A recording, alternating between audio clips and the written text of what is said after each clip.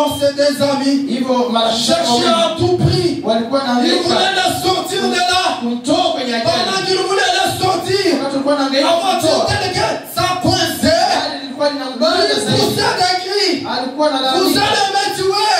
Mon Branham arrive. Il voit les jeunes hommes coincés. Il pose la question. Jeune homme, crois-tu le Seigneur Jésus? Il secoue la tête, non. Si Dieu te délivre de cette histoire, tu vas le croire. Il dit oui. Qu'est-ce que le prophète a fait? Il a tourné. Il a contourné la voiture. Et plus il contournait, la voiture était l'enfant sort de là sans égratigner. Alors que ses amis, pendant qu'ils voulaient lui sortir de là, lui criaient: frères et sœurs, le secours d'un homme peut te tuer. Tu peux être en difficulté. Un homme peut vouloir t'aider. Ce secours-là peut te tuer. Il y a un véritable secours. C'est le secours de l'Éternel Dieu lui-même. Lorsque lui-même descend, même s'il y avait des nuages, tout ce qu'il n'allait pas, c'est la vallée. Parce que William Branham a dit, il nous s'occupe de tous les ça ne va pas. C'est un secours qui ne manque pas au temps de la détresse. Lorsqu'il y a urgence, il nous contourne les procédures. Peut-être nous avons une urgence ce matin. Je vous assure, je dois devoir contourner des procédures ce matin. Pour Shadrach, Meshach, Abednego, il a vidé les cieux. Il est venu lui-même pour leur délivrance. Pour notre délivrance, Dieu va venir lui-même. Il n'enverra pas un ange.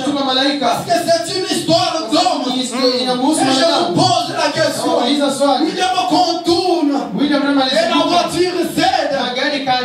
Pour Shadrach, Meshach, Abednego, c'est la quatrième personne dans la fournaise ardente. Pour Daniel. Oh, souvenez-vous, venez mes frères et sœurs. Alors qu'il était dans la fosse au lion. J'étais dans la fosse au lion. Le lion n'a rien fait. Que dites-vous que c'est? Dans la Bible, alors que Dieu devait passer de l'autre bord, il nous donne un don à ses disciples. Il dit maintenant passons de l'autre bord. Ils arrivent sur la mer. Passons de l'autre bord. Il y a un vent impétueux. Alors qu'elle lui faisait semblant de dormir, les disciples les réveillent. Maître, nous périssons. Si ne t'inquiète pas de ce que nous périssons. Il se lève. Il menace le vent. Le vent et la tempête se calment. Les mêmes disciples qui l'ont réveillé se sont posés des questions. Qui est celui-ci? À qui obéissent le vent et la tempête? Oh, c'était le Seigneur de gloire. C'était le Père éternel. C'était le grand Jéhovah Shalom. C'était le ressuscité de Capernaum. C'est le vainqueur de la tombe. C'est l'homme des tombes. Il est bien avec les habits trempés dans les sangs. Il est le sauveur de l'humanité. La même scène, c'est répété aujourd'hui. Yes, sir. Parce que notre Dieu, il change simplement des formes. Je voulais épuiser cette citation, cette brochure, cette prédication.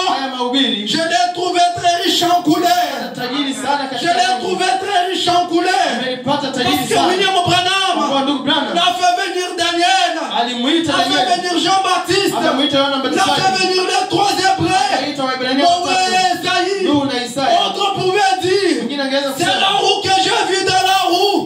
La roue dans la roue. Que j'ai vu, Dieu est détaché de la montagne, sans le secours d'aucune homme. Continuons la lecture. Au paragraphe 42, il dit Alléluia.